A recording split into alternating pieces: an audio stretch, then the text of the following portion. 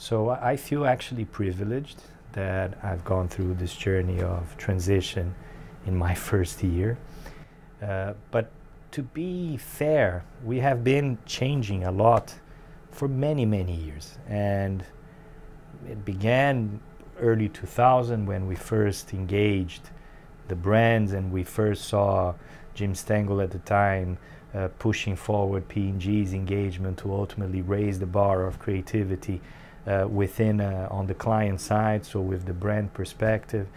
So I think that it has changed much the past 17 years, and to create a much more compelling and powerful proposition for the entire communications industry.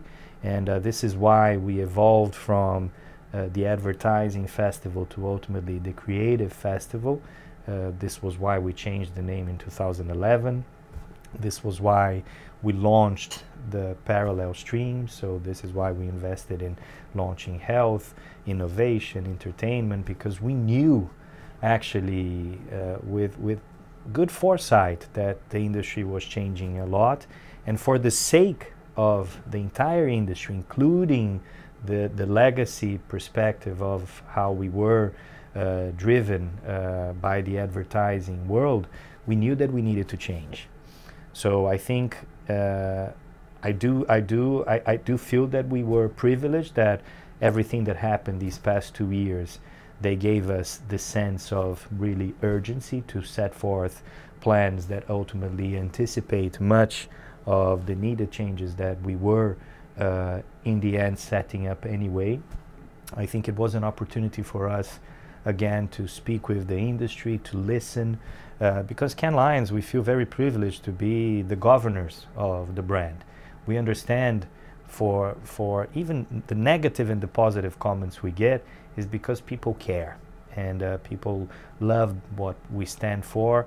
And we took advantage then from all the debate that happened last year to powerfully re-engage the whole industry and across the board, the entire communication spectrum, to get the right perspective, the right balance of things that we needed to change, steps that we needed to make.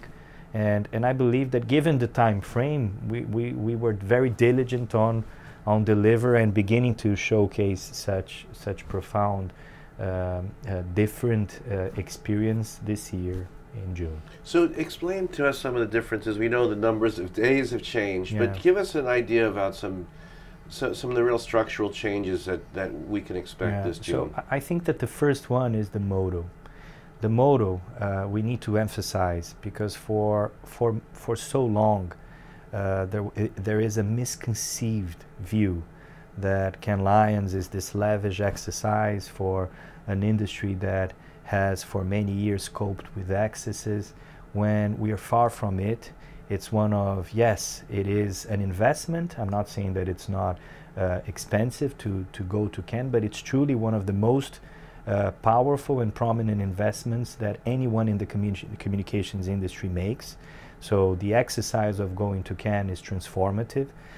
Businesses that really engage with the right level of engagement within the festival, they experience transformative journeys on all levels, so from a personal side, careers, organizations that change, brands that reinvent themselves, how you stretch the boundaries of great creative work, driving proper value. So one of the main elements of message is kind of that we are all about business, that by creating a more streamlined and focused event, we are on this journey of truly providing the industry with the mechanisms of value that showcase why creativity is so important, why without creativity you cannot survive. And it's not just an exercise of ego of some very talented folks. The CEOs and the CMOs, they need to really finally understand, and we have data to showcase, that by investing more and being bolder on creative journeys, they generate value, shareholder value. And we're all about that, showcasing and being the platform to indicate that value creation is there in Cannes Lions. Jose, let me ask you about the thousands of people who are the media people who don't even go to the Palais. What are your hopes in terms of that alternative universe, that other group that come there for very important business development reasons? It's very successful, but yet they kind of exist outside the Palais. What are your hopes or expectations of having a more integrated experience? So obviously my view is biased because I'm always going to say that if you go to Cannes without experiencing Cannes Lions, you have not seen anything. So, but given my role, I could say it's biased. But I think that we stand for 4 principles around networking, inspiration, learning, and celebration. And we cater different opportunities and experiences for each one of those needs. And we believe that with these 4, we touch everyone that is in Cannes. So I think that those that go there and do not engage with Cannes Lions do not have an opportunity to experience the events that we're promoting, the content that we're showcasing, the many team-ups that meetups that we do there. They're not experiencing. They ultimately have invested already on trips, on T&E, etc. And if they don't engage with the festival, it's almost worthless being there. And finally, for folks returning this year, what will they see that's different in terms of activities? Also, there was some issue about access to facilities, some limited access, and tell us sort of how things will be different this year. So I think that obviously we focus on the experience of our delegates. So when we speak about limited access, it was to enhance always the experience of our delegates. Last year, yes, the hotel pass and the harbor pass, they were important exercises for us, even to understand who is coming and who are the people that are not engaging straight with Cannes Lions. This year, we needed the data. This year, we won't do it again.